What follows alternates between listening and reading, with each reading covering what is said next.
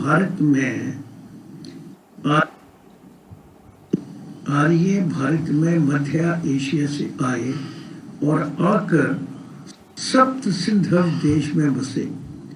सप्त सिंधव देश, सप्त सिंधव देश पंजाब को कहते थे। उसमें 7 नदियां थी। अभी तो 5 नदियों का पंजाब है। ये भी सवाल आ चुका, 5 नदियों का पंजाब। तो फिर कह रहा हूँ, आर्य भारत में मध्य एशिया से आकर सप्त सिंधव देश में बसे। ये कहा था मैक्स मुलर ने। कभी कभी सवाल ये आया है, मैक्स मुलर के अनुसार आर्य भारत में कहाँ से आए, तो मध्य एशिया से। दूसरा, बाल गंगाधर तिलक ने कहा कि आर्य भारत में एंटार्क्टिक एरिया या कैस्पियन एरिया से, एंटार्क्टिक एरिया या कैस्पियन एरिया से भारत में आए। और उसने भी यही कहा कि सप्त सिंधव देश में बसे। मैक्स मुलर जो था वो जर्मनी का रहने वाला था, इसे पढ़ाया, लेकिन एक सवाल उसमें छूट गया है। मौर्य वंश का कार्यकाल 300 ईस्वी पूर्व टू 184 ईस्वी पूर्व। फिर कह रहा हूँ, मौर्य वंश का कार्यकाल 300 ईस्वी पूर्व टू 184 ईस्वी पूर्व। हमारे 4 वेद हैं। सबसे पुराना वेद ऋग्वेद। बहुत बार ये सवाल आया है, सबसे पुराने वेद का नाम लिखो, ऋग्वेद। जो हमारा गायत्री मंत्र है वो ऋग्वेद से लिया गया है। ये सवाल आ चुका है। गायत्री मंत्र ऋग्वेद से लिया गया है। दूसरा क्वेश्चन वेदों के ऊपर आता है, सामवेद किस से संबंध रखता है? सामवेद संगीत से संबंध है। महात्मा बुद्ध, महात्मा बुद्ध के ऊपर बेटा बहुत सवाल आ चुके हैं और हर बार किसी न किसी टेस्ट में ये जो है ये सवाल आ जाता है। और हो सकता है कि इस बार ये मत सुनना, हो सकता है इस बार की कोई ना कोई पेपर ही रिपीट हो जाए। पहले 2-3 बार पेपर हो जाए तो मैं आपको 30-40 पेपर बाद में कराऊंगा जो वेरी वेरी इंपॉर्टेंट है। पूरे का पूरे पेपर जो आए हुए हैं वो बाद में मैं आपको करा दूंगा। तो ये हो सकता है कोरोना के कारण, लेकिन आपका काम है मेहनत करना। तो महात्मा बुद्ध का जन्म 563 ईस्वी पूर्व। महात्मा बुद्ध का जन्म एक गांव है नेपाल में है, लुम्बिनी नेपाल में हुआ। फिर कह रहा, महात्मा बुद्ध का जन्म, महात्मा बुद्ध का जन्म 563 ईस्वी पूर्व लुम्बिनी नेपाल में हुआ। महात्मा बुद्ध के पिता का नाम, महात्मा बुद्ध के पिता का नाम शिशोधना, पिता का नाम शिशोधना, माता का नाम महामाया। माता, सब सवाल आ चुके हैं ये कभी न कभी। माता का नाम महामाया, पत्नी का नाम यशोधरा, यशोधरा नहीं है, यशोधरा। पत्नी का नाम यशोधरा।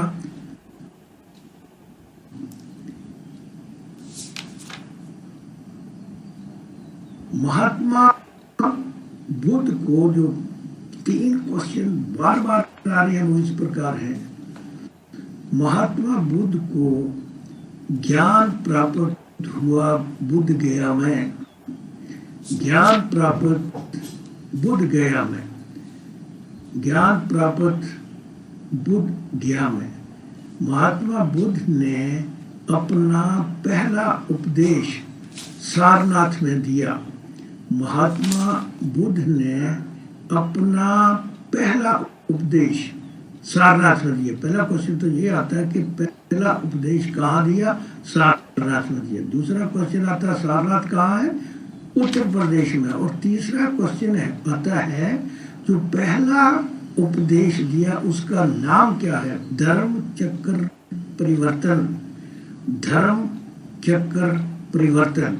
और आखिरी क्वेश्चन है वो बहुत बार आया है, मैक्सिमम ये आया है वो, महात्मा बुद्ध की मृत्यु कुशीनगर में हुई। महात्मा बुद्ध की मृत्यु कुशीनगर में हुई।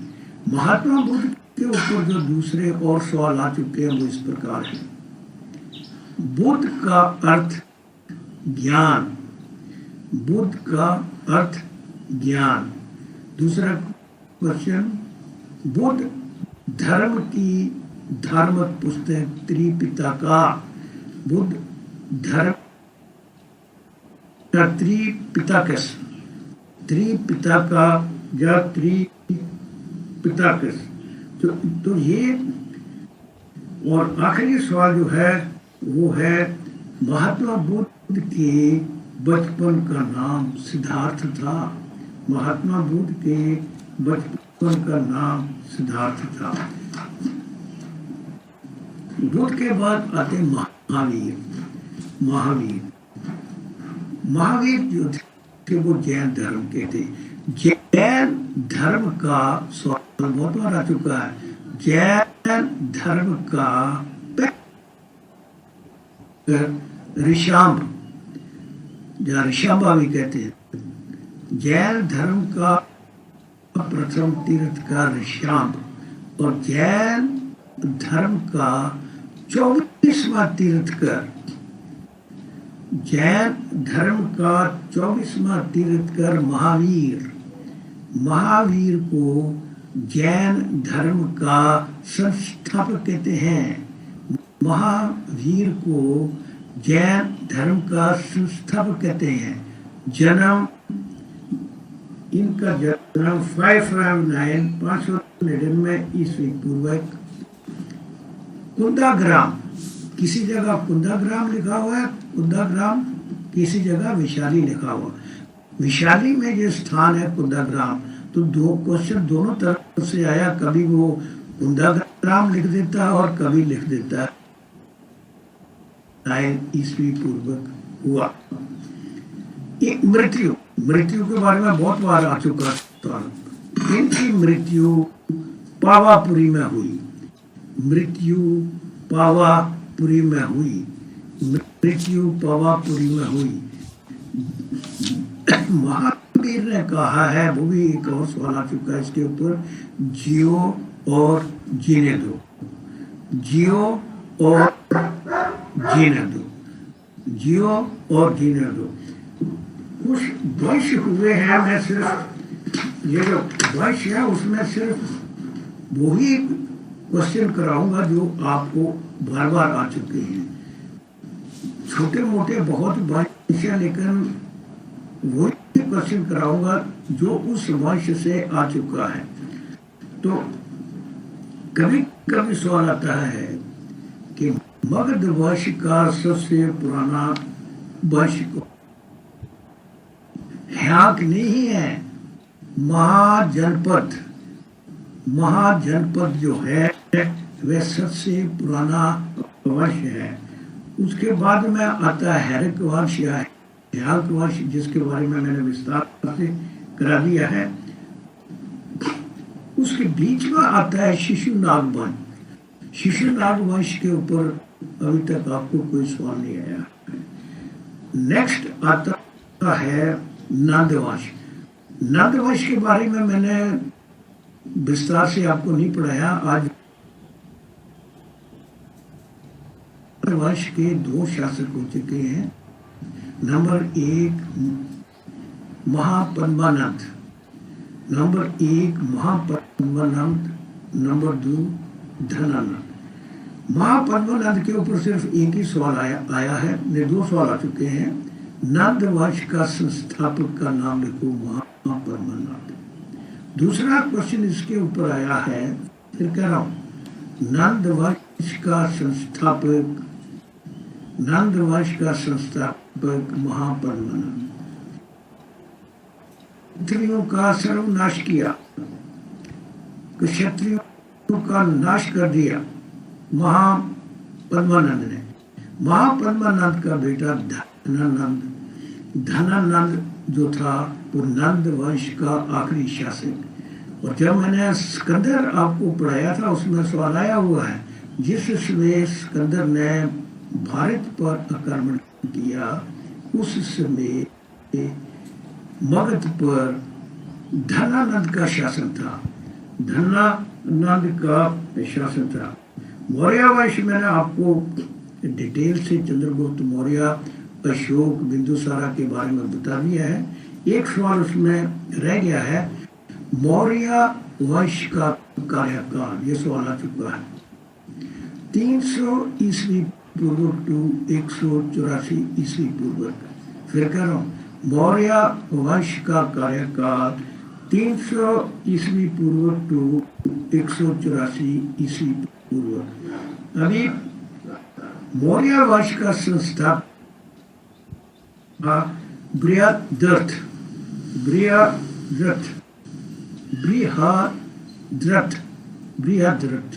आखिरी शासक था। सवाल एक बार सिर्फ इतने सालों में आया है कि मौर्य वंश का अंत किसने किया। मौर्य वंश का अंत शुंगा वंश ने किया। शुंगा वंश, इसका मौर्य वंश का कार्यकाल 184 तक था। शुंगा वंश जो है वो 185 से शुरू हुआ, 185 से। तो शुंगा वंश ने मौर्य वंश का अंत किया है। शुंगा वंश की राजधानी पाटलिपुत्र थी। उसके बीच में एक छोटा सा वंश आया था, पंडितों का वंश, काला वंश। उसके बारे में आज तक कोई सवाल नहीं आया। उसके बाद में सतवाहन के ऊपर सवाल आ चुका है। सतवाहन का जो संस्थापक है उसका नाम लिखो, सिमुका। सतवाहन वंश का संस्थापक राजधानी अमरावती थी। उसके बाद में आया इम्पोर्टेंट वंश कुषाण वंश। कुषाण वंश के ऊपर सवाल आ चुके हैं। कुषाण वंश जो था ये मंगोलिया के लोग थे, मंगोल लोग थे। और युची जाति के ये लोग थे जो कुषाण वंश थे।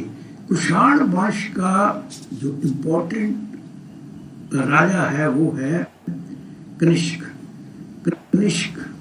और कनिष्क के ऊपर बहुत सवाल आ चुके हैं, बहुत बार सवाल आता है। महाराज कनिष्क का पहला सवाल आता है, महाराज कनिष्क की राजधानी, महाराज कनिष्क की राजधानी पेशावर थी। महाराज कनिष्क की राजधानी पेशावर थी। महाराज कृष्ण की राजधानी पेशावर थी। कनिष्क कुषाण शासक था, ने बुद्ध धर्म को 2 भागों में बांटा। कनिष्क के टाइम बुद्ध धर्म 2 भागों में बट गया, महायान्य और हीनयान्य। महायान्य और हीनयान्य। सवाल नहीं ये अभी तक आया, लेकिन क्या पता ढाल सकता है तो फिर करा रहा हूं मैं। इसलिए जो सवाल आपको आ चुका वो अगला सवाल है, वो बार बार आ रहा है। महाराज कनिष्क ने साका संवत चलाया। महाराज कनिष्क ने साका संवत चलाया। साका संवत 78 ईस्वी पूर्व नहीं है, फिर कह रहा हूँ विक्रमी संवत है 58 ईस्वी पूर्व, लेकिन साका संवत है 78 ईस्वी। तो इसको चलाने वाला महाराज कनिष्क। शाका संवत के आधार पर हमारे यहाँ नेशनल कैलेंडर बना है। शाका संवत के आधार पर हमारा राष्ट्रीय कैलेंडर बना है। शाका संवत के आधार पर हमारा राष्ट्रीय कैलेंडर बना है, जिसका पहला महीना चैत्र और आखिरी महीना फाल्गुन। ये सब सवाल आ चुके हैं। जिसका पहला महीना चैत्र और आखिरी महीना फाल्गुन बना हुआ कैलेंडर है। भारत ने राष्ट्रीय कैलेंडर को 1957 में अपनाया। भारत ने राष्ट्रीय कैलेंडर को 1957 में अपनाया। इसके बाद में कभी कभी ये सवाल आया है एक आधी बार इतने सालों में, चरक किसके कार्यकाल में था? चरक जो था वह कृष्ण के कार्यकाल में था। ये महान वैद्य था, आयुर्वेदिक से संबंध रखता था। चरक महान वैद्य जो आयुर्वेदिक दवाइयों से संबंध रखता था। इसके बाद में चीरा वंश हुआ, उसके ऊपर कोई सवाल नहीं आया है। चोल वंश, चीरा के बाद आया चोल वंश। चोल वंश के ऊपर आपको 2-3 सवाल आ चुके हैं। पिछली बार सवाल आया हुआ था कि चोल वंश का जो अंत है वो किसने किया? चोल वंश का अंत पांड्या वंश ने किया, राष्ट्रकूट वंश ने किया। वो गलत है। चोल वंश का अंत पांड्या वंश ने किया। दूसरा क्वेश्चन जो इसके ऊपर आता है, चोल वंश के संस्थापक का नाम लिखो। बहुत बार आ चुका है ये सवाल। चोल वंश का संस्थापक विजयालय। चोल वंश का संस्थापक का नींव रखने वाला विजयालय। चोल वंश ने 2 किस्म की घोषणा की। एक का नाम है विटी और दूसरा है कदमेई। विटी एंड कदमेई। विटी जो था वो लोग जो थे उसमें फ्री लेबर मुफ्त में काम करते थे, और जो कदमेई था उसके अनुसार जो जमीन बोते थे उसका टैक्स जो है वो राजा को देते थे। उसका टैक्स जो है वह राजा को देते थे। पांड्या वंश जो है इन्होंने सबसे लंबा राज किया है। पांड्या वंश के ऊपर 1-2 सवाल आते हैं। एक सवाल ये आता है, पांड्या वंश की राजधानी कहाँ थी? मदुरई। पांड्या वंश की राजधानी मदुरई थी। थोड़ा बोरिंग है ये वंश जो है, अभी खत्म होने वाला नहीं। पांड्या वंश की राजधानी मदुरई थी। इसकी शक्तिशाली जो रानी थी उसका नाम है कुदुमी। शक्तिशाली रानी जो थी इसका नाम था कुदुमी। इन्होंने तकरीबन 1950 वर्ष तक राज किया। 1950 वर्ष तक राज किया इन्होंने।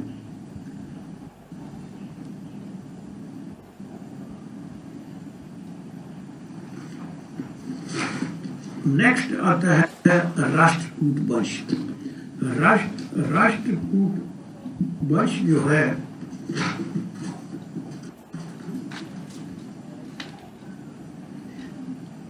राष्ट्रकूट वंश के निर्माता का नाम बार बार आ चुका है। राष्ट्रकूट वंश का निर्माता दांती दुर्ग। राष्ट्रकूट का निर्माता दांती दुर्ग। राष्ट्रकूट वंश के ऊपर दूसरे 2 सवाल और आते हैं। राष्ट्रकूट वंश ने एलोरा का जो मंदिर है, मैंने मंदिरों में पढ़ाया है, जो महाराष्ट्र में है औरंगाबाद में। एलोरा का मंदिर भारत का सबसे बड़ा गुफा मंदिर, उसका निर्माण किया है। और दूसरा एलिफेंटा की गुफाएं जो समुद्र में बॉम्बे तट से तकरीबन 16 किलोमीटर दूर समुद्र में है, उनका निर्माण किया है, जिसको त्रिमूर्ति कहते हैं। इन्होंने ये दो काम किए हैं। इसके बाद जो आता है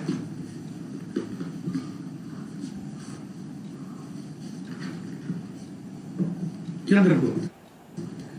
चंद्रगुप्त वन के बारे में आज तक कोई सवाल नहीं, सवाल बार बार आ रहा है। समुद्रगुप्त को भारत का नेपोलियन कहते हैं। समुद्रगुप्त को भारत का नेपोलियन कहते हैं। समुद्रगुप्त का बेटा चंद्रगुप्त द्वितीय, चंद्रगुप्त सेकंड, चंद्रगुप्त द्वितीय के ऊपर बहुत सवाल आ रहे हैं। पहला सवाल आता गुप्त काल का या भारत का स्वर्ण युग किसके काल को कहा जाता है? भारत का स्वर्ण युग या गुप्त वंश का स्वर्ण युग चंद्रगुप्त द्वितीय के कार्यकाल को कहा जाता है। चंद्रगुप्त द्वितीय के कार्यकाल को कहा जाता है।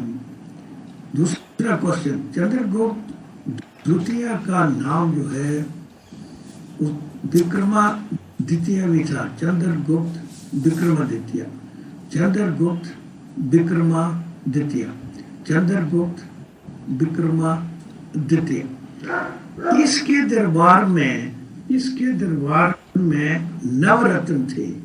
इसके दरबार में नवरत्न थे, जिनमें से इंपॉर्टेंट है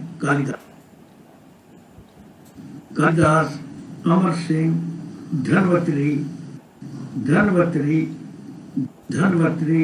शाकू,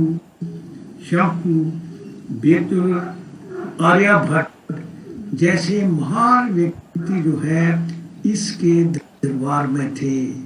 फिर कह रहा हूँ, कालिदास, अमर सिंह, धनवंतरी, शाकू, बेतुल, आर्यभट्ट जैसे, बाकी जो है 3-4 वो नहीं आया कभी भी, तो अब याद भी नहीं करूँगा तो कहने की जरूरत नहीं है।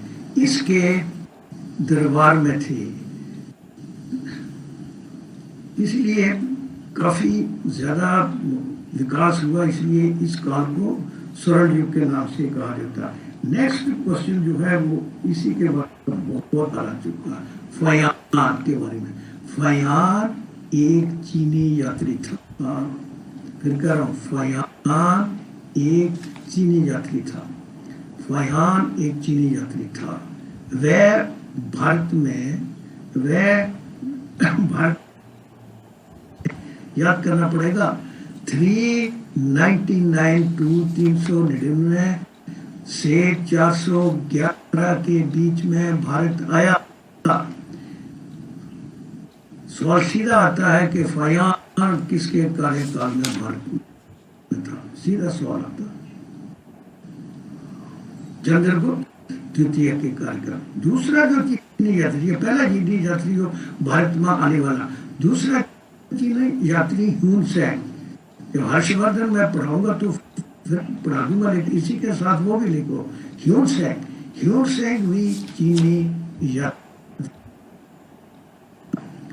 वह भारत में हर्षवर्धन के कार्यकाल में आया 635 से 643 ईस्वी के बीच में। 635 से 643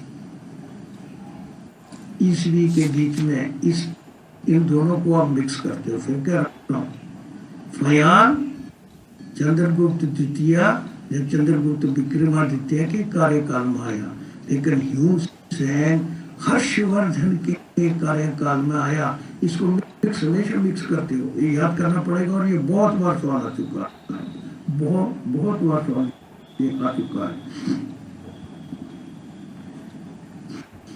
एक सवाल ये इसके ऊपर छूट गया है कि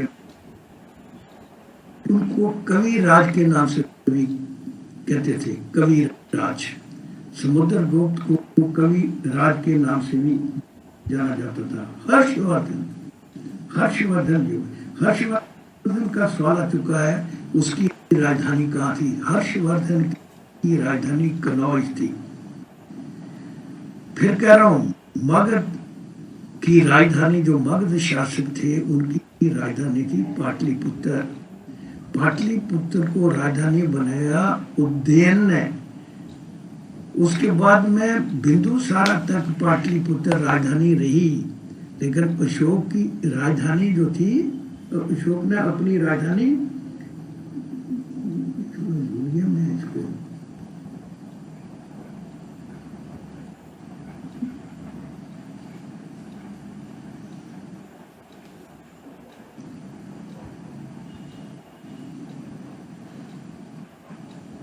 भूल ही गया, कल पढ़ाया भी है और भूल गया,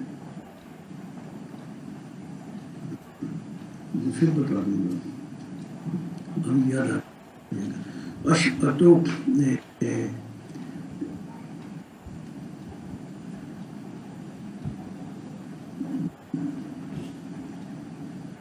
उज्जैन, सॉरी, अशोक की राजधानी उज्जैन थी, वेरी सॉरी, अशोक की राजधानी उज्जैन थी। और उसके बाद में इसके बारे में आता है सवाल, कनिष्क की राजधानी कन्नौज थी। हर्षवर्धन के ऊपर सवाल है, हर्षवर्धन के दरबार में बाणभट्ट नामक कवि था, बाणभट्ट के ऊपर बाणभट्ट ने 2 पुस्तकें लिखी हैं, वो दोनों की दोनों टेस्ट में बहुत बार आ चुकी हैं। एक है कदामरी के लेखक बाणभट्ट, दूसरा हरिश्चरित्र, कदामरी के लेखक बाणभट्ट, दूसरा है कदामरी के लेखक बाणभट्ट, दूसरा है हरिश्चरित्र। तो इसके दरबार में बाणभट्ट था। एक सवाल आता है हर्षवर्धन के ऊपर, हर्षवर्धन को पुलकेशिन द्वितीय ने युद्ध में, कावेरी युद्ध में या युद्ध में हराया। सवाल आता है कि हर्षवर्धन को पुलकेशिन सेकंड ने युद्ध में हराया।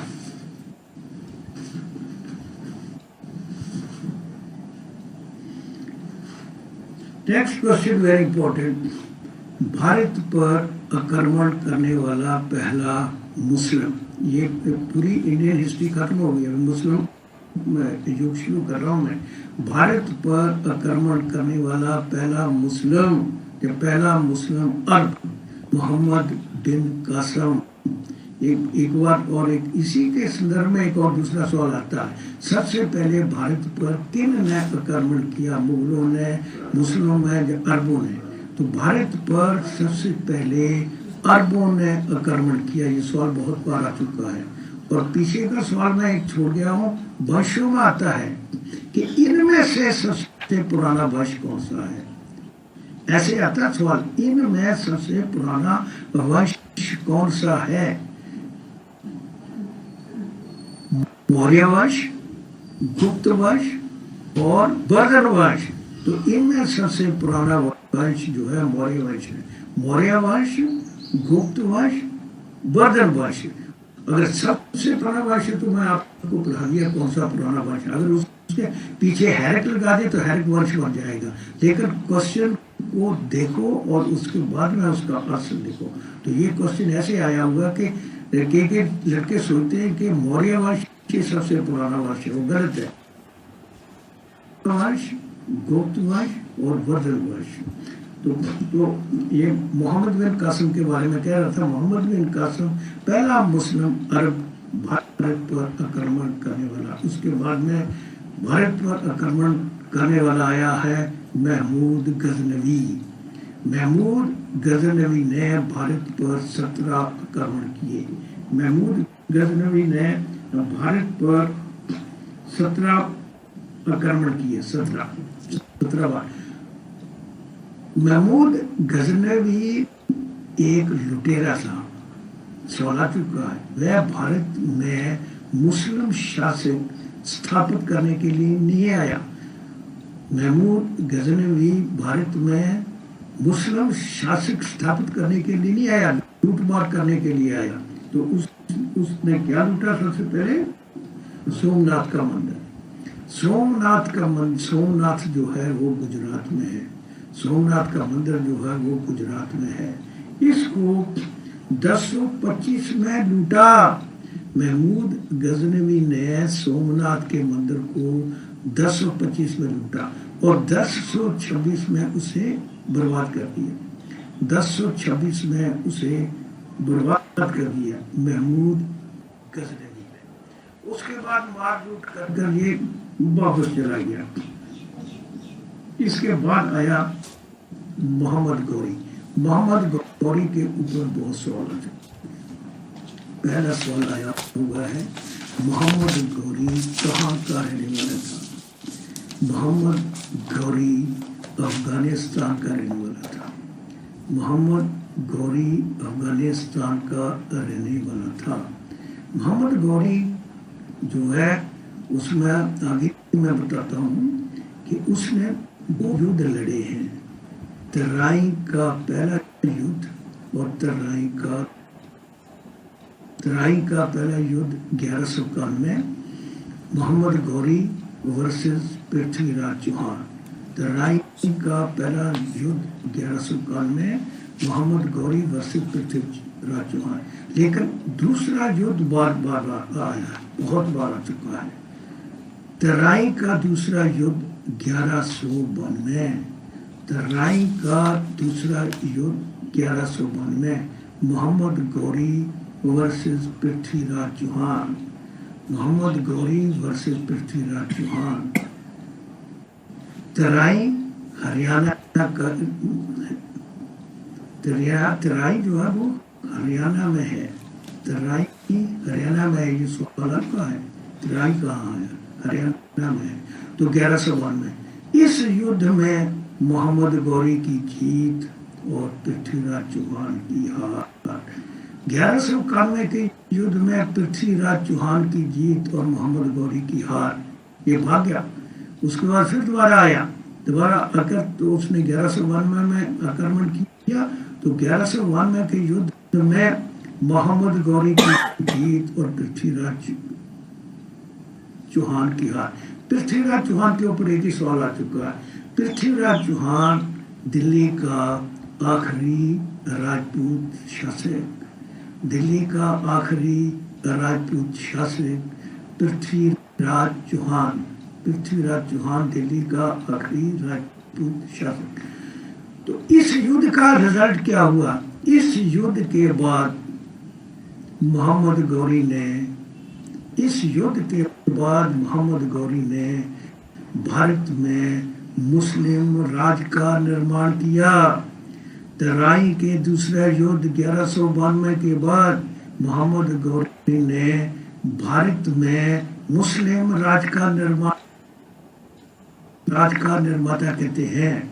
मोहम्मद गौरी को भारत में मुस्लिम राज का निर्माता कहते हैं। ये सवाल बार बार आ रहा है, फिर मैं कह रहा हूँ। तराई का दूसरा युद्ध 1192 मोहम्मद गौरी वर्सेस पृथ्वीराज चौहान। तो इस युद्ध में मोहम्मद गौरी की जीत, पृथ्वीराज चौहान की हार। इस युद्ध के बाद मोहम्मद गौरी ने भारत में मुस्लिम राज का निर्माण किया, इसलिए मोहम्मद गौरी को भारत में मुस्लिम राज का निर्माता कहते हैं। मोहम्मद गौरी के बाद आया कुतुबुद्दीन ऐबक। कुतुबुद्दीन ऐबक जो था वो मोहम्मद गौरी का गुलाम था। कुतुबुद्दीन ऐबक मोहम्मद गौरी का गुलाम था। कुतुबुद्दीन ऐबक के ऊपर बहुत सवाल था। नंबर 1, पहला व्यक्ति जिसने जजिया, भारत में जजिया लगाया। जजिया जो था वो हिंदुओं के ऊपर कर लगाते थे, जिसको कहते थे जजिया। जजिया के साथ में तीनों लिख लो। पहला व्यक्ति जजिया लगाने वाला कुतुबुद्दीन ऐबक। अकबर ने जजिया को समाप्त किया। अकबर ने, बाद में हो सकता मैं भूल जाऊं इसलिए इधर ही बता रहा हूँ। अकबर ने जजिया को समाप्त किया। औरंगजेब ने फिर जजिया लगाया। औरंगजेब ने फिर जजिया लगाया। तो सबसे पहले जजिया लगाने वाला कुतुबुद्दीन ऐबक। कुतुबुद्दीन ऐबक अपने आप को लाख बख्श के नाम से कहलाता था। लाख बख्श के नाम से कहलाता था। कुतुबुद्दीन ऐबक अपने आप को लाख बख्श के नाम से कहता। कुतुबुद्दीन ऐबक ने कुतुब मीनार की नींव रखी, बनाना शुरू किया। कुतुबुद्दीन ऐबक ने कुतुब मीनार की नींव रखी। कुतुबुद्दीन ऐबक को गुलाम वंश का, भारत में मुस्लिम गुलाम वंश का निर्माता भी कहते हैं। बहुत बार सवाल आ चुका है। मुस्लिम राज्य का निर्माता मोहम्मद गौरी, मैंने कहा भारत में मुस्लिम गुलाम वंश का निर्माता, भारत में मुस्लिम गुलाम वंश का निर्माता चुका। 2.5 दिन का झोपड़ा, 2.5 दिन का झोपड़ा जो है वो राजस्थान में है। ये सवाल आ चुका लड़कियों के टेस्ट में। 2.5 दिन का झोपड़ा का राजस्थान, इसका निर्माण भी कुतुबुद्दीन ऐबक ने किया। कुतुबुद्दीन ऐबक ने किया। इसी के संदर्भ में 2 क्वेश्चन आते हैं। भारत में पोलो की गेम, भारत में पोलो की गेम तुर्कों ने आरंभ की। भारत में पोलो की गेम तुर्कों ने आरंभ की। दूसरा क्वेश्चन इसमें आता है, सबसे पहले भारत में पोलो की गेम कहाँ से आरंभ हुई? ये सवाल आ चुका है। भारत में सबसे पहले पोलो की खेल जो है मणिपुर से आरंभ हुई, मणिपुर से आरंभ हुई। कुतुबुद्दीन ऐबक, आखिरी सवाल आता है इसके ऊपर। कुतुबुद्दीन ऐबक लाहौर में पोलो खेलता हुआ घोड़े से गिरकर मर गया। घोड़े से खेलता हुआ, पोलो की गेम खेलता हुआ घोड़े से गिरकर मर गया।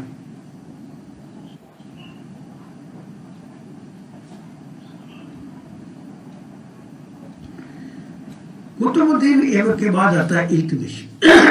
इल्तुतमिश जो है वो भी इसका गुलाम था, कुतुबुद्दीन ऐबक का गुलाम था इल्तुतमिश। इल्तुतमिश कुतुबुद्दीन ऐबक का गुलाम था। इल्तुतमिश के बारे में सिर्फ 2 क्वेश्चन आते हैं। पहले मैंने आपको पढ़ा था कुतुबुद्दीन ने चालीसा का आरंभ किया। चालीसा का आरंभ करने वाला है इल्तुतमिश। चालीसा था 40 व्यक्तियों की पार्लियामेंट, तो चालीसा का आरंभ इल्तुतमिश ने किया। दूसरा क्वेश्चन इसके ऊपर आता है, इल्तुतमिश ने कुतुब मीनार का निर्माण किया।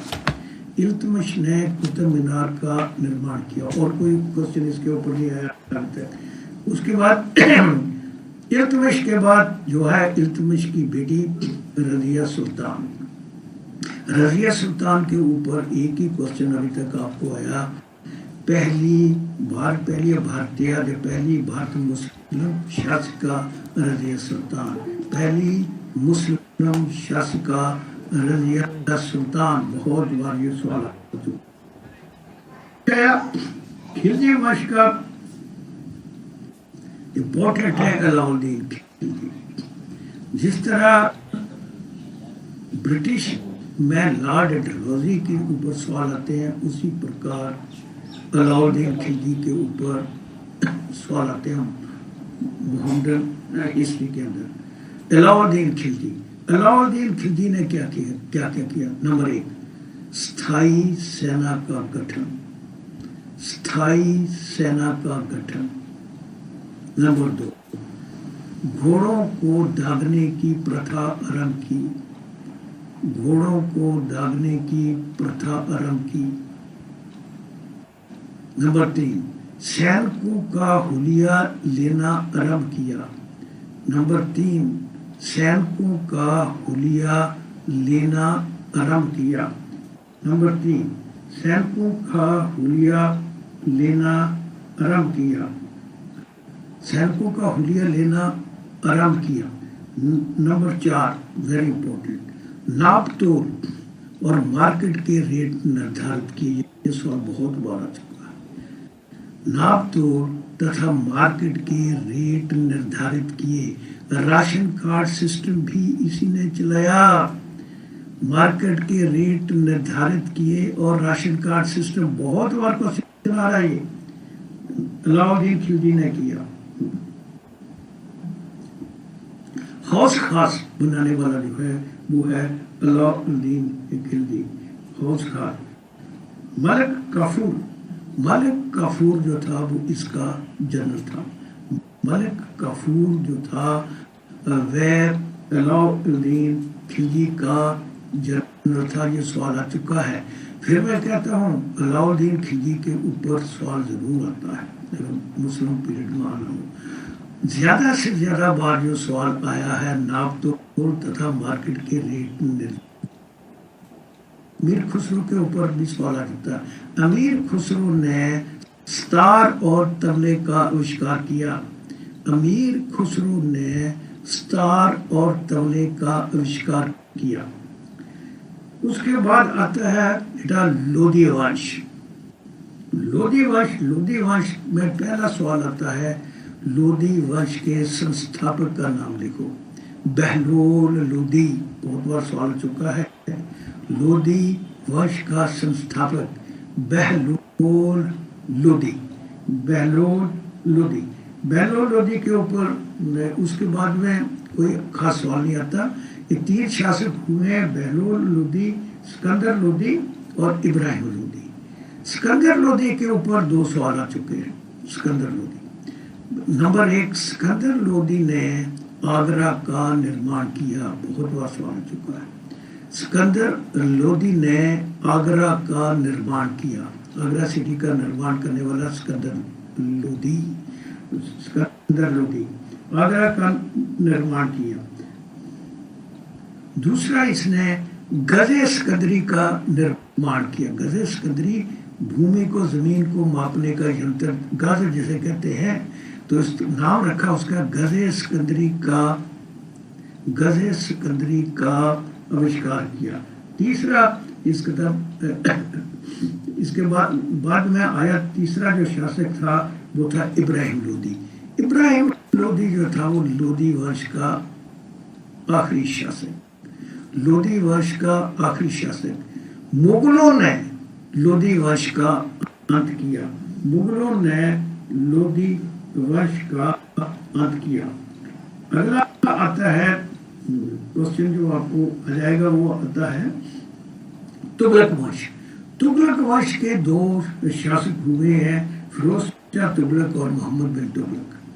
फिरोज शाह तुगलक के ऊपर सवाल आता है। दो सवाल आते हैं इसके ऊपर, फिरोज शाह तुगलक के ऊपर। पहला सवाल आता है फिरोज शाह तुगलक ने सिंचाई के लिए नहरें बनवाई। फिरोज शाह तुगलक ने सिंचाई के लिए स्तंभ को वह दिल्ली ले गया। अम्बाला का टोपरा स्तंभ फिरोज शाह तुगलक जो है वह दिल्ली ले गया। दूसरा शासक हुआ मोहम्मद बिन तुगलक, जिसको पढ़ा लिखा बेवकूफ बादशाह के नाम से जाना जाता है। पढ़ा लिखा बेवकूफ बादशाह, क्योंकि उसने दिल्ली से राजधानी ले गया दौलताबाद। सवाल आ चुका है दौलताबाद कहाँ है? औरंगाबाद के नजदीक महाराष्ट्र में है दौलताबाद। दिल्ली से दौलताबाद ले गया और दौलताबाद से फिर वापस दिल्ली ले आया। आधी फौज जाने में मर गई और आधी आने में मर गई, इसलिए उसको हिस्ट्री का बेवकूफ बादशाह कहते हैं। तुगलकी फरमान जो कहते हैं, तुगलकी फरमान। तो हिस्ट्री का बेवकूफ बादशाह मोहम्मद बिन तुगलक। मोहम्मद बिन तुगलक के दरबार में अवान बतूता था। सवाल आ चुका है अवान बतूता, उसके ऊपर दो सवाल आ चुके हैं। अवान बतूता कहाँ का रहने वाला था? मोरक्को का रहने वाला। वह किसके दरबार में था? मोहम्मद बिन तुगलक के दरबार में था। ये मोहम्मद बिन तुगलक के दरबार में था।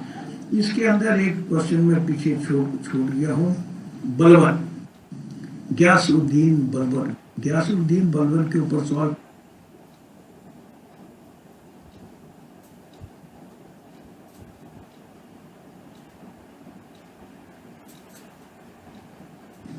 बलबन ने खून का बदला खून की नीति की एक घोषणा की और इसने दो और घोषणा की, सिजदा और पाबूस। सिजदा का मतलब था कि बहुत बार आ चुका है, सिजदा और पाबूस। सिजदा था घुटनों के बल चलकर सुल्तान को नमस्कार करना। पाबूस था पेट के बल चलकर सुल्तान को नमस्कार करना। पाबूस था पेट के बल चलकर सुल्तान को नमस्कार करना। सिजदा एंड पाबूस ये दोनों को दोनों आ चुके हैं। इसके बाद में मोहम्मदन पीरियड खत्म हुआ। इसके बाद में आता है मुगल पीरियड। तो मुगल वंश का पहला शासक बाबर। मुगल वंश की नींव रखने वाला बाबर और मुगल वंश का आखिरी शासक, ये सवाल बहुत बार आ चुका है, बहादुर शाह जफर द्वितीय। मुगल वंश का आखिरी शासक बहादुर शाह जफर द्वितीय। बहुत बार सवाल आ चुका, ये सवाल नहीं आया मुगल वंश का पहला शासक बाबर। बाबर ने लोधी वंश का अंत किया। बाबर जो लड़ाइयाँ वो इस प्रकार है। पानीपत का पहला युद्ध, वेरी वेरी इंपॉर्टेंट, बहुत बार ये सवाल आ चुका। पानीपत का पहला युद्ध 1526 बाबर और इब्राहिम लोदी के बीच में। ये आता सवाल किस किस के बीच में हुआ, फिर कह रहा हूँ। पानीपत का पहला युद्ध 1526 बाबर और इब्राहिम लोदी के बीच में।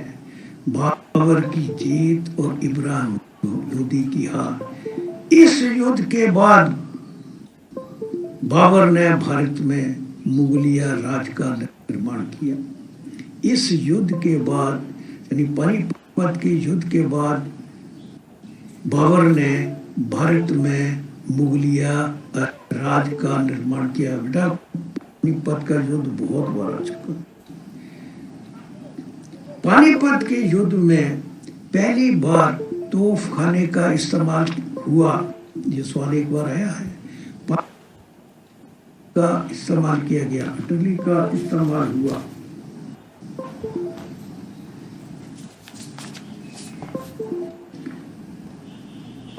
अभी तक मैंने आपको 3 शासक बता चुका हूं। नंबर 1, भारत में मुस्लिम राज का निर्माता मोहम्मद गौरी। भारत में मुस्लिम गुलाम वंश का निर्माता कुतुबुद्दीन ऐबक। और भारत में मुगलिया राज का निर्माता बाबर का बेटा हुमायूं जो था, उसके बारे में 2 सवाल तो पक्के आते हैं ना। ऐसे मुगल शासक ने इसको हो रहे और ये भाग गया।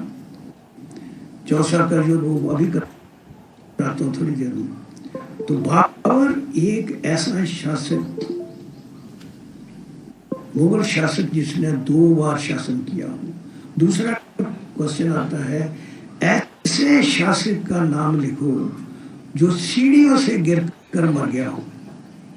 और ऐसे शासक का नाम लिखो जो घोड़े से गिरकर मर गया हो। ये दोनों सवाल आते हैं।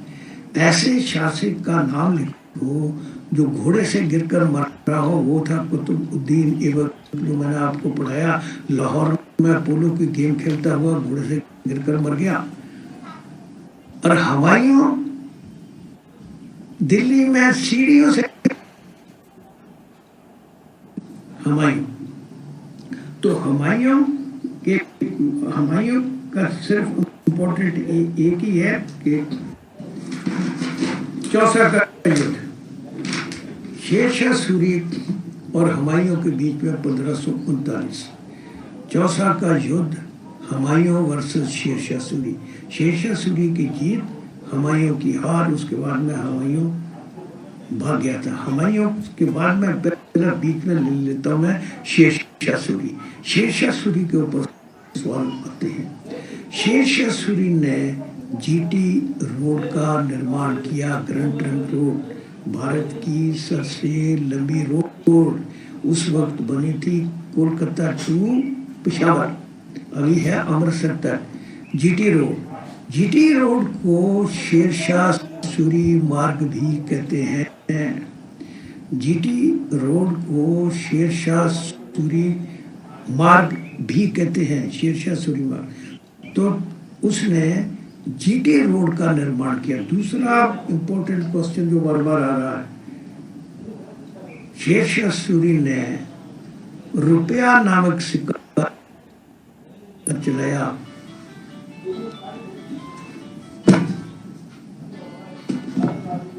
बंद कर दे यार। तीसरा, शेरशाह सूरी प्रशासनिक सुधारों के लिए जाने जाते हैं। ये 3 क्वेश्चन आते हैं शेरशाह सूरी के ऊपर। शेरशाह सूरी अपने प्रशासनिक सुधारों के लिए जाने जाते हैं। तो अकबर मैंने पढ़ाया है, बाबर पढ़ाया है। बाबर का बेटा हुमायूं, हुमायूं का बेटा अकबर।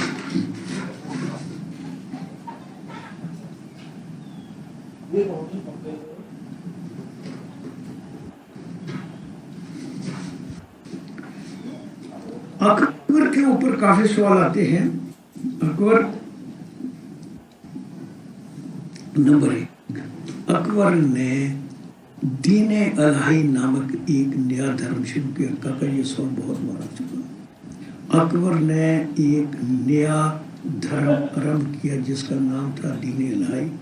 दूसरा, मैंने अभी पहले पढ़ाया, अकबर ने जजिया को समाप्त किया। जजिया को समाप्त करने वाला अकबर। तीसरा क्वेश्चन, अकबर ने मनसबदारी की प्रथा आरंभ की। लंबड़दार मनसबदार। अकबर ने मनसबदारी की प्रथा आरंभ की। अकबर ने मनसब जो इम्पोर्टेंट व्यक्ति थे वो थे, नंबर 1 राजा टोडरमल। बहुत बार सवाल आता है, टोडरमल किस विभाग, उनके पास में कौन सा विभाग था? रजिस्टर विभाग। फाइनेंस मिनिस्टर भी थे, वो रजिस्टर विभाग था टोडरमल। दूसरा था बीरबल जो पॉलिटिक्स में रहता था। मुल्ला दो प्यादा। अबुल फजल जो आईने अकबरी के लेखक हैं वो है अबुल फजल। आईने अकबरी, इसमें अकबर की आत्मकथा लिखी है, उसका लेखक है अबुल फजल। मुल्ला दो प्याजा, दुल्ला फैजी, ये जो थे इसके दरबार में थे। इनको भी नवरत्न कहते हैं।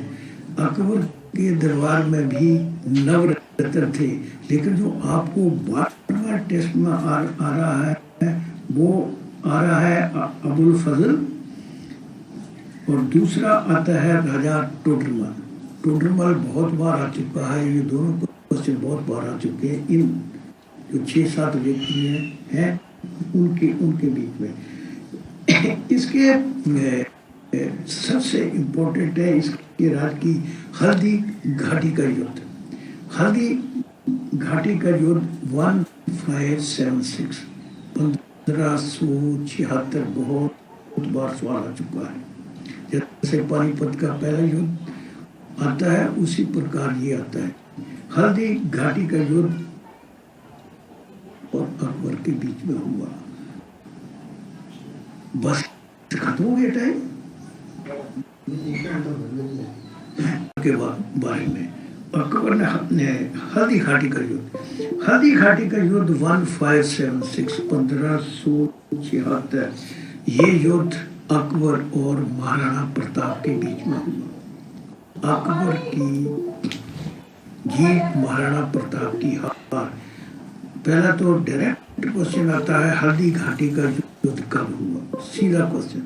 दूसरा सवाल एक दो बार आ चुका है कि महाराणा प्रताप ने इस युद्ध में किस घोड़े का इस्तेमाल किया। तो महाराणा प्रताप ने घोड़ा था जिसका नाम था चेतक घोड़ा। तो ये इम्पोर्टेंट है।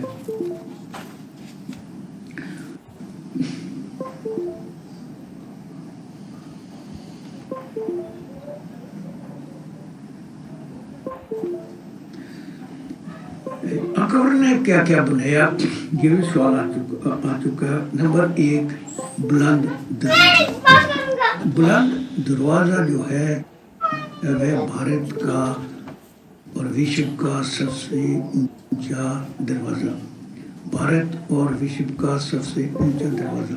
एक सवाल आ चुका है कि बुलंद दरवाजे का निर्माण किस लिए किया। गुजरात पर गुजरात पर विजय करने के बाद, गुजरात पर विजय प्राप्त करने के बाद अकबर ने बुलंद दरवाजे का निर्माण किया। गुजरात पर सीकरी का निर्माण किया। बुलंद दरवाजा कहाँ है? फतेहपुर सीकरी, उत्तर प्रदेश।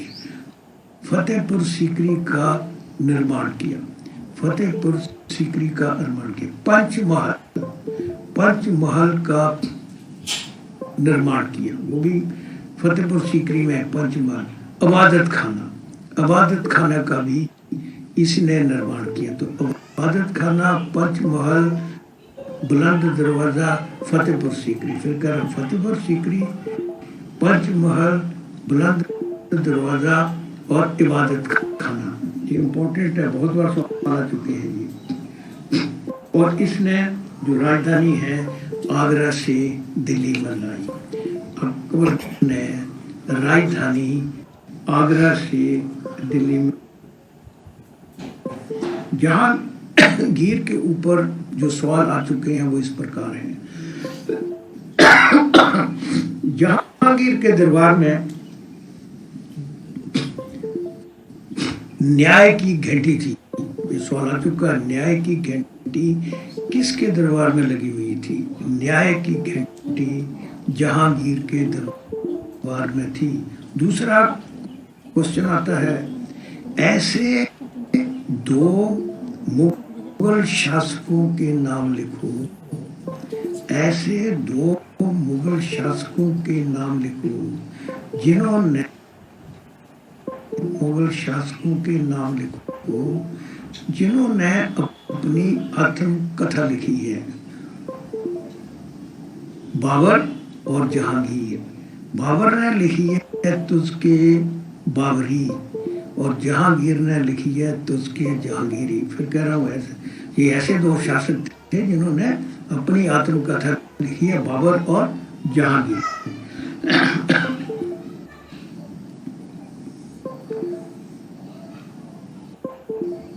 जहांगीर ने गुरु अर्जन देव की हत्या की, ये भी सवाल आ चुका।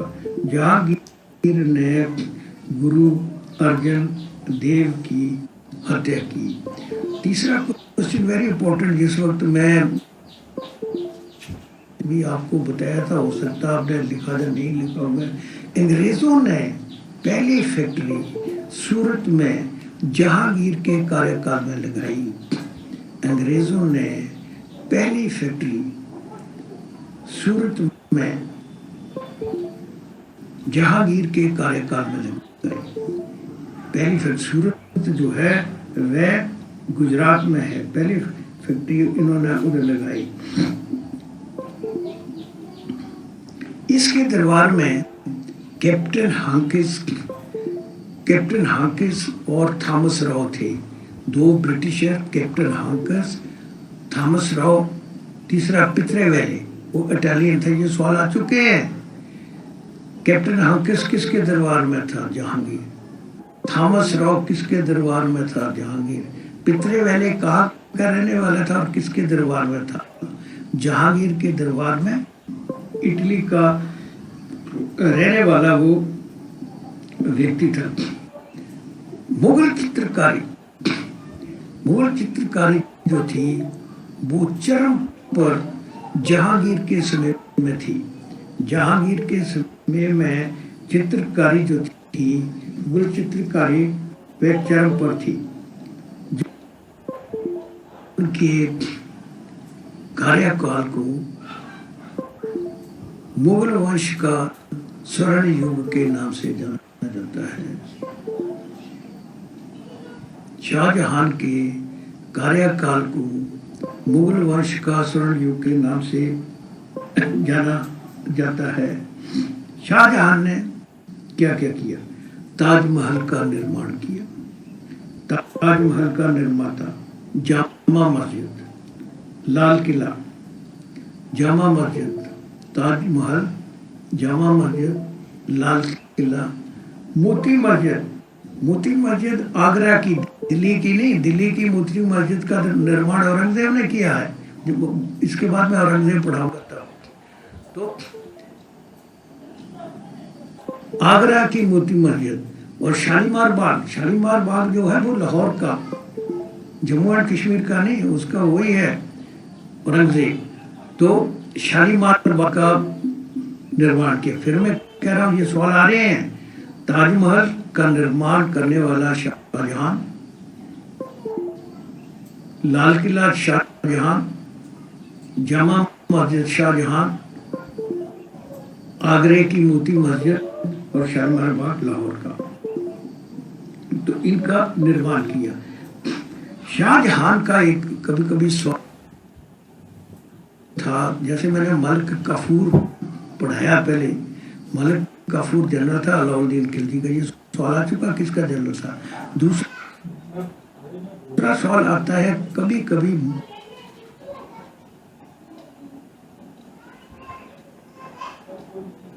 शाहजहां का बेटा था।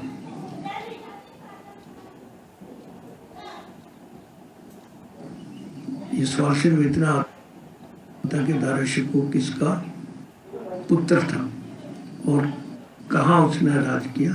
ये लाहौर का गवर्नर।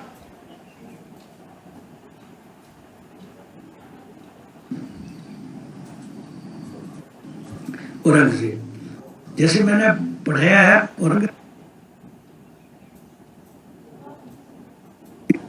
दूसरा काम इसने किया कि गुरु तेग बहादुर की हत्या कर दी। गुरु तेग बहादुर की हत्या औरंगजेब ने की। तेग बहादुर की स्मृति में जो दिल्ली का शीशगंज गुरुद्वारा है ना, वो बनाया गया है। शीशगंज गुरुद्वारा जो दिल्ली का चांदनी चौक में है, वह इनकी याद में बनाया गया है। तो इनकी हत्या कर दी। ये ऐसा एक शासक था जिसने 49 ईयर्स तक शासन किया, सबसे लंबा, मुगल वंश का सबसे लंबा शासन करने वाला। 49 वर्ष तक इसने शासन किया। ये अपने आप आलमगीर, जिंदा पीर और आलमगीर, जिंदा पीर और आलमगीर, ये इतने क्वेश्चन इसके ऊपर आ चुके हैं। मुगल शासन खत्म। प्लासी का युद्ध, प्लासी का युद्ध का ये बहुत बार सवाल आ चुका। प्लासी का युद्ध 1757, प्लासी का युद्ध 1757। दूसरा सवाल इसके ऊपर आता है, ये किस किस के बीच हुआ? ये सिराज उद दौला बंगाल के नवाब और क्लाइव, लॉर्ड क्लाइव के बीच में हुआ। सिराज उद दौला, फिर कह रहा हूँ, सिराज उद दौला और लॉर्ड क्लाइव के बीच में होगा 1857। तीसरा क्वेश्चन इसके ऊपर आता है, बंगाल में है, सिराज उद दौला और लॉर्ड क्लाइव। सिराज उद दौला की हार और लॉर्ड क्लाइव की जीत। इस युद्ध के बाद लॉर्ड क्लाइव ने भारत में ब्रिटिश सरकार का निर्माण किया। इसलिए लॉर्ड क्लाइव को भारत में ब्रिटिश सरकार का निर्माता कहते हैं। फिर दोहरा रहा हूं, प्लासी के युद्ध के बाद लॉर्ड क्लाइव ने, निर्माता लॉर्ड क्लाइव, अभी 4 मैंने आपको निर्माता बता दिए हैं। भारत में मुस्लिम सरकार का जो निर्माता था वो था मोहम्मद गौरी। मुस्लिम गुलाम वंश का निर्माता कुतुबुद्दीन। मुगल वंश, जो मुगल सल्तनत का निर्माता बाबर, और ब्रिटिश सरकार का निर्माता लॉर्ड क्लाइव। लॉर्ड क्लाइव, ये सवाल तीनों क्या? लॉर्ड वेल्जली। लॉर्ड वेल्जली ने सब्सिडियरी अलायंस, सहायक संधि का निर्माण किया। लॉर्ड वेल्जली ने ही प्रेस के ऊपर सेंसरशिप लगाई 1799 में। लॉर्ड वेल्जली ने प्रेस के ऊपर पाबंदी लगाई 1799 में। इसी के दौरान चौथी मैसूर वार, मैंने युद्ध सब करा दिए हैं, फिर करा रहा हूँ। चौथी एंग्लो मैसूर वार, वेरी इंपॉर्टेंट। चौथी एंग्लो मैसूर वार जो 1799 में हुई और जिसमें सुल्तान टिपू को शिकस्त हुई, मारा गया उसमें सुल्तान टिपू। 1799 कभी कभी आता है। चौथी मैसूर वार कब हुई? 1799। ये था लॉर्ड वेल्जली। उसके बाद में जो इंग्लिश हिस्ट्री है, सिविल सर्विसेज, प्रशासनिक सेवा का जनक कहलाता है। ये सवाल बहुत बार आ चुका है। लॉर्ड कॉर्नवालिस भारत में प्रशासनिक सेवा का जनक कहलाता है। सिविल सर्विसेज का जनक, प्रशासनिक सेवा का जनक कहलाता है। दूसरा, लॉर्ड कॉर्नवालिस ने डिस्ट्रिक्ट सुपरिटेंडेंट पुलिस और डिस्ट्रिक्ट जज के 2 पद जो है उनकी नियुक्तियां आरंभ की। पहला व्यक्ति था भारत में डिस्ट्रिक्ट जज और डिस्ट्रिक्ट सुपरिटेंडेंट पुलिस बनाने वाला। ये सवाल दोनों। लॉर्ड मेटकेफ ने प्रेस से पाबंदी को खत्म किया। लॉर्ड मेटकेफ ने प्रेस से जो सेंसरशिप थी, पाबंदी थी, उसको खत्म कर दिया।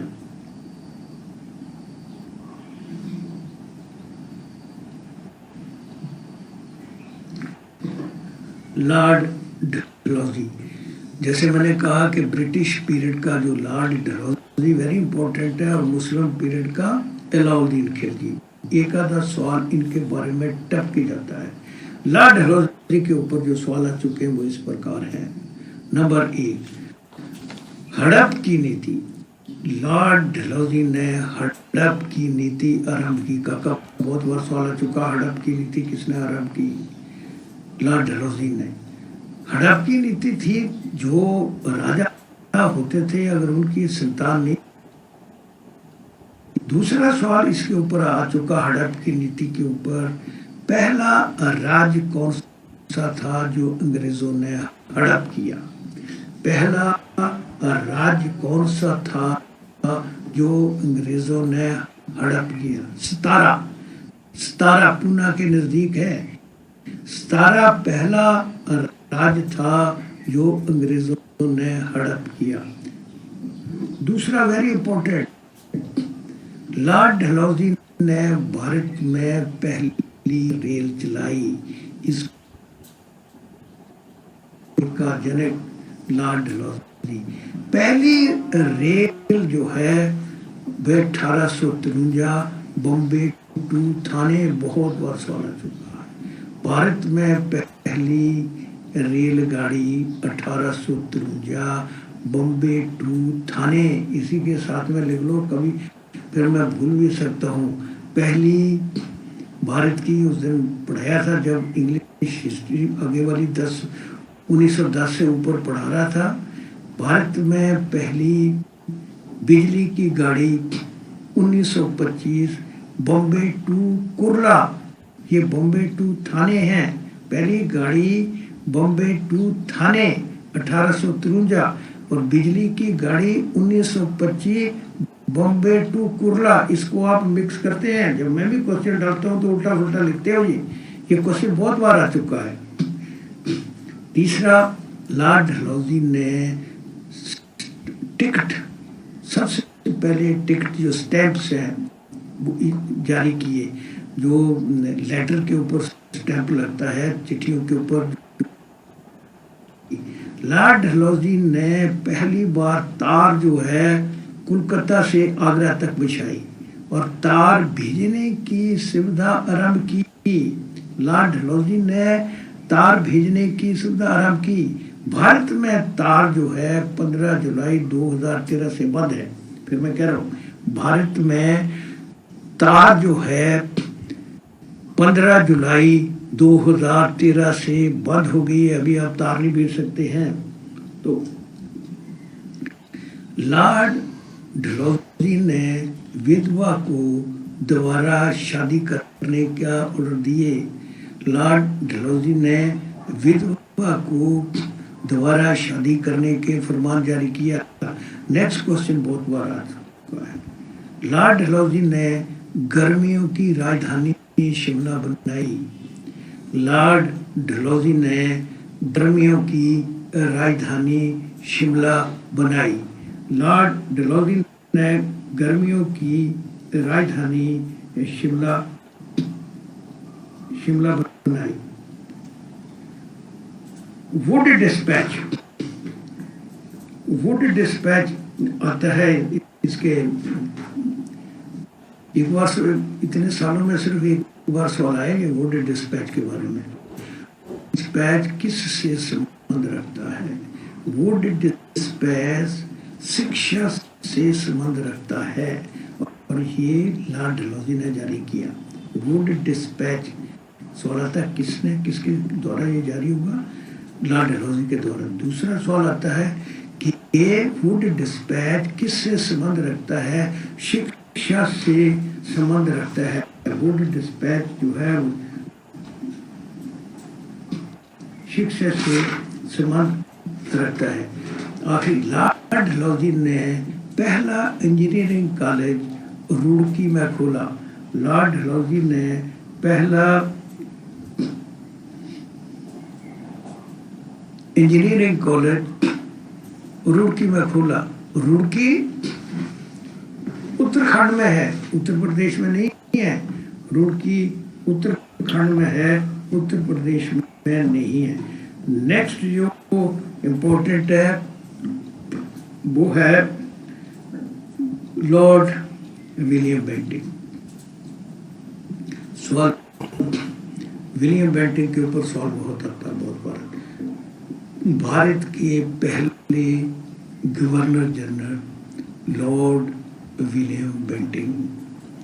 भारत के पहले governor general lord William Bentinck. और स्वतंत्र भारत के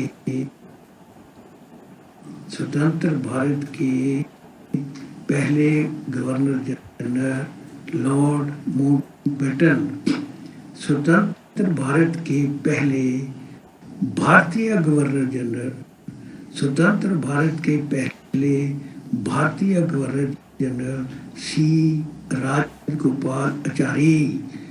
स्वतंत्र भारत के पहले भारतीय गवर्नर जनरल सी राजगोपालाचारी। दूसरा क्वेश्चन इसके साथ साथ जो जुड़ा हुआ वो थोड़ी देर बाद में मैं कराने की बजाय अभी करा देता हूँ। भारत के पहले वायसराय लॉर्ड कैनिंग 1857, मैंने आपको पढ़ाया नहीं, वो अभी पढ़ाता हूँ उसमें। भारत के वायसराय लॉर्ड कैनिंग और भारत के आखिरी वायसराय लॉर्ड माउंटबेटन। भारत के आखिरी वायसराय लॉर्ड माउंटबेटन। भारत के आखिरी viceroy Lord Mountbatten. Indian national army का गठन। I am sorry, Indian national Congress का गठन, इंडियन नेशनल कांग्रेस का गठन 1885। इंडियन नेशनल कांग्रेस का गठन, सवाल बहुत बार आ चुका है। इंडियन नेशनल कांग्रेस का गठन 1885। जन्मदाता ए ओ हूम, जन्मदाता ए ओ हूम। लेकिन इंडियन नेशनल कांग्रेस का पहला प्रधान WC बनर्जी, पहला प्रधान WC बनर्जी, पहला प्रधान WC बनर्जी।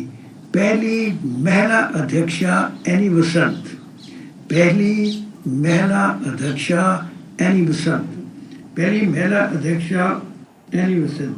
1857 का युद्ध, 1857 के युद्ध के ऊपर सवाल आ सकता है। 1857 स्वतंत्रता का पहला युद्ध इसे कहते हैं। तो इसका पहला हीरो मंगल पांडे, बहुत बार सवाल हो चुका है। 1857 की क्रांति युद्ध का पहला हीरो मंगल पांडे। दूसरा क्वेश्चन इसके ऊपर आता है, ये क्रांति मेरठ से आरंभ हुई, ये क्रांति मेरठ से आरंभ हुई। पहला हीरो मंगल पांडे, ये क्रांति मेरठ से आरंभ हुई। लेकिन सिपाही विद्रोह बैरकपुर से आरंभ हुआ। सवाल आ चुका है ये, सिपाही विद्रोह बैरकपुर से आरंभ हुआ। बैरकपुर पश्चिम बंगाल में है। अभी इस क्रांति का जो ओवरऑल कमांडर था वो था बहादुर शाह जफर द्वितीय। क्रांति का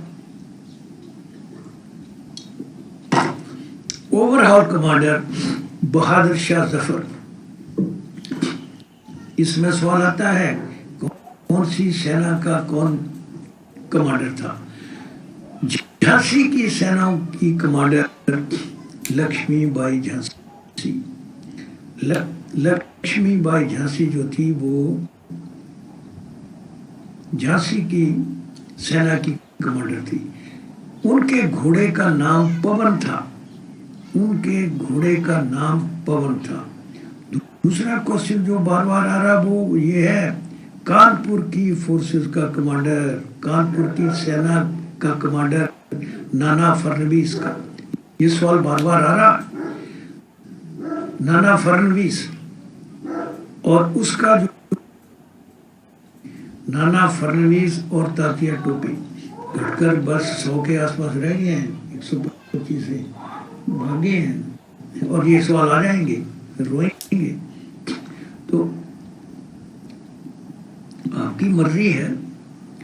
तो कानपुर की फोर्सेस का कमांडर नाना फडणवीस, बहुत बार सवाल आ चुका, बहुत बार। और उसके साथ में था तात्या टोपे। अवध की यानी लखनऊ की फोर्सेस का कमांडर, अवध या लखनऊ के फोर्सेस का कमांडर बेगम हजरत महल, बेगम हजरत महल। लखनऊ या अवध की फोर्सेस का कमांडर बेगम हजरत महल। और दिल्ली के फोर्सेस का कमांडर था बख्त खान, दिल्ली के फोर्सेस का कमांडर था बख्त खान, दिल्ली के फोर्सेस का कमांडर था बख्त खान। 4-5 मिनट रह गए, इस बात से नाटके हैं। चलो इनकी मर्जी है। बख्त खान। तो ये इस क्रांति के ऊपर सवाल आता रहता। 1857 की क्रांति के समय, 1857 की क्रांति के समय जो उस समय गवर्नर जनरल थे लॉर्ड कैनिंग, जो थे लॉर्ड कैनिंग, जो 1857 क्रांति के समय जो वायसराय थे लॉर्ड कैनिंग। 1857 की क्रांति के बाद ही अंग्रेजों ने भारत में पकड़ जो है। बंगाल का विभाजन पहले भी मैं करा दिया है। बंगाल का विभाजन 1905 बंगाल का विभाजन 1905। तो ये हिस्ट्री जो है सिर्फ वर्ल्ड हिस्ट्री बाकी रह गई है, बाकी हिस्ट्री मैंने आपको पूरी करवा दी है। अभी आखिर में जो 4-5 मिनट रह गई हैं उसमें फिर दोबारा इम्पोर्टेंट क्वेश्चन कराता हूँ बेटा। नंबर 1, सिकंदर ने भारत पर 326 ईस्वी पूर्व आक्रमण किया। जवानी करा रहा हूँ मैं और इम्पोर्टेंट क्वेश्चन करा रहा हूँ।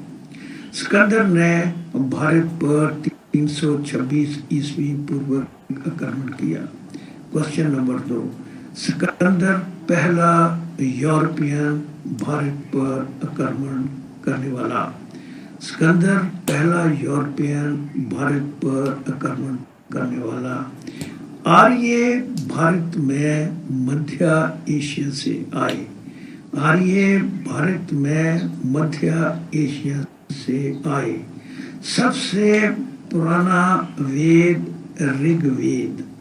सबसे पुराना वेद ऋग्वेद। महात्मा बुद्ध का जन्म 563 ईस्वी पूर्व लुम्बिनी में हुआ। महात्मा बुद्ध का जन्म 563 ईस्वी पूर्व लुम्बिनी में हुआ।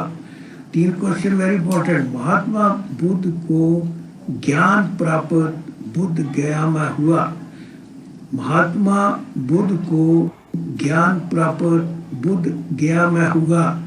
पहला उपदेश सारनाथ में दिया, जिसे धर्म चक्र परिवर्तन कहते हैं। पहला उपदेश सारनाथ में दिया, जिसको धर्म चक्र परिवर्तन कहते हैं। धर्म चक्र परिवर्तन। मृत्यु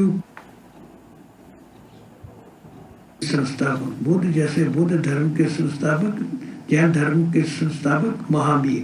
महावीर की मृत्यु के बारे में सवाल आ चुका, पावापुरी में हुई।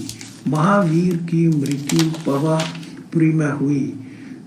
मौर्य वंश का कार्यकाल 300 ईस्वी पूर्व टू 184 ईस्वी पूर्व। मौर्य वंश का कार्यकाल 300 ईस्वी पूर्व टू 184 ईस्वी पूर्व। महाराजा कनिष्क ने शाका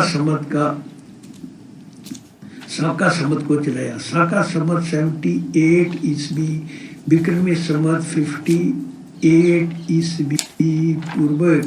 फयान चीनी यात्री। फयान चीनी यात्री चंद्रगुप्त विक्रमादित्य के कार्यकाल में भारत आया। ह्यून सेंग चीनी यात्री व भारत में हर्षवर्धन के कार्यकाल में आया। हर्षवर्धन को पुलकेशन द्वितीय ने युद्ध में हराया। सवाल आ चुका है। कलिंगा का युद्ध 261 ईस्वी पूर्व। कलिंगा का युद्ध 261 ईस्वी पूर्व। महाराजा अशोक और उड़ीसा के महाराज के बीच में महाराजा अशोक ने बुद्ध धर्म को अपनाया। चंद्रगुप्त मौर्य ने नंद वंश का अंत किया। चंद्रगुप्त मौर्य ने आखिरी समय में जैन धर्म को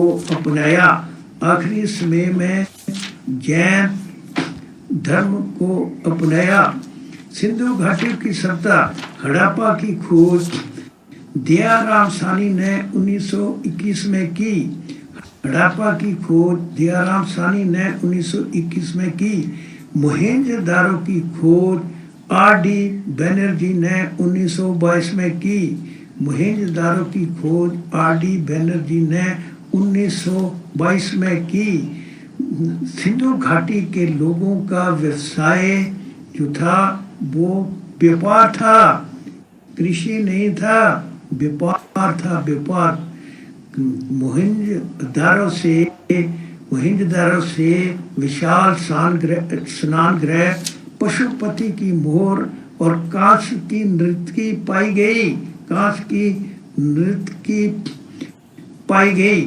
भारत पर पहला मुस्लिम अरब आक्रमण करने वाला मोहम्मद बिन कासम पहला मुस्लिम अरब भारत पर आक्रमण करने वाला। सोमनाथ के मंदिर को महमूद गजनवी ने 1025 में लूटा। महमूद गजनवी ने सोमनाथ के मंदिर को 1025 में लूटा और 1026 में उसे बर्बाद किया। कुतुबुद्दीन ऐबक जो था उसने भारत में मुस्लिम गुलाम वंश की नींव रखी। वे अपने आप को लाख बख्श के नाम से कहलाता था। वह पोलो खेलता हुआ घोड़े से गिरकर मर गया। मोहम्मद गौरी अफगानिस्तान से भारत आया। उसने 2 युद्ध लड़े, तराई का पहला युद्ध, तराई का दूसरा युद्ध। पहला युद्ध छोड़ दो, ये सब मैंने आपको कराया, मैं रिवाइज कर रहा हूँ। ये तो वन में मोहम्मद गौरी वर्सेस पृथ्वीराज चौहान की हार, मोहम्मद गौरी की जीत। इस युद्ध के बाद मोहम्मद गौरी ने भारत में मुस्लिम राज का निर्माण किया। पानीपत का पहला युद्ध 1526, बाबर वर्सेस इब्राहिम लोदी। इस युद्ध के बाद बाबर की जीत। इस युद्ध के बाद बाबर ने भारत में मुगलिया राज का निर्माण किया। प्लासी का युद्ध 1757, ये युद्ध सिराजुद्दौला, बंगाल का नवाब सिराजुद्दौला वर्सेस क्लाइव की जीत, सिराजुद्दौला की हार। इस युद्ध के बाद क्लाइव ने भारत में ब्रिटिश सरकार का निर्माण किया। अकबर ने मनसबदारी की प्रथा और दीन इलाही एक नया धर्म चलाया। दीन इलाही नामक एक नया धर्म चलाया। शेरशाह सूरी ने रुपया नामक सिक्का चलाया। शेरशाह सूरी अपने प्रशासनिक सुधारों के लिए जाने जाते हैं। शेरशाह सूरी ने जीटी रोड का निर्माण किया। भारत में मुस्लिम पीरियड में नहरों का निर्माण सिंचाई के लिए करने में ले गया। एवान बतूता मोरक्को का रहने वाला मोहम्मद बिन तुगलक के दरबार में था। बहलोल लोदी वंश का संस्थापक बहलोल लोदी, इब्राहिम लोदी ने आगरा का निर्माण किया।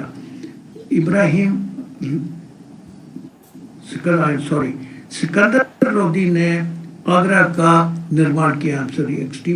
सिकंदर लोदी ने आगरा का निर्माण किया। शाहजहान ने ताजमहल, रेड फोर्ट, लाल किला, जामा मस्जिद और मोती मस्जिद आगरे की और शालीमार बाग। औरंगजेब का मैं आपको कहना भूल गया हूँ। औरंगजेब ने दिल्ली की मोती मस्जिद का निर्माण किया। औरंगजेब ने दिल्ली में मोती मस्जिद का निर्माण किया। मलिक काफूर जो था वो अलाउद्दीन का जनरल था। अल-बरूनी मैं छोड़ गया हूँ, भूल गया हूँ, पता नहीं कैसे। अल-बरूनी महमूद गजनवी के दरबार में था। अल-बरूनी महमूद गजनवी के दरबार में था। तो ये जितने भी क्वेश्चन हैं ये वेरी वेरी इम्पोर्टेंट है। 1905 में बंगाल का विभाजन। 2-3 क्वेश्चन जो विलियम बेंटिंग के ऊपर है वो मैं भूल गया, बता नहीं सका, पहले तो मैंने कराया होगा। विलियम बेंटिंग ने भारत में इंग्लिश स्टार्ट करने वाला भारत में विलियम बेंटिंग। दूसरा, ठगी प्रथा का अंत किया। ठगी प्रथा का अंत करने वाला विलियम बेंटिंग, भारत में इंग्लिश स्टार्ट करने वाला और ठगी प्रथा का अंत करने वाला लॉर्ड विलियम बेंटिंग। बंगाल का विभाजन 1905 में ही रविंद्रनाथ टैगोर ने बंगाल में रक्षाबंधन का त्योहार आरंभ किया। 1906 में मुस्लिम लीग का जन्म।